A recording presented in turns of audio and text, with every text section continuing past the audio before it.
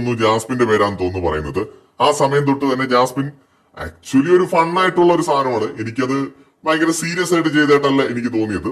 അപ്പോൾ ഒരു ചേഷ്ടകൾ, അതായത് മുഖം കൊണ്ടുള്ള കുറെ ആംഗ്യങ്ങൾ നമ്മള് ഫ്രണ്ട്സിന്റെ ഇടയിലൊക്കെ കാണിക്കുന്ന ഒരു സംഭവമാണത്. അത് അത്ര ഒരു സീരിയസ് ടോപ്പിക് ആയിട്ട് എനിക്ക് തോന്നിയിട്ടില്ല. അതുപോലെ തന്നെ ജിൻഡോ അടുത്ത് വന്നിരിക്കുമ്പോൾ പിച്ചയും നുള്ളയും മാന്തയൊക്കെ ചെയ്യുന്നുമുണ്ട്.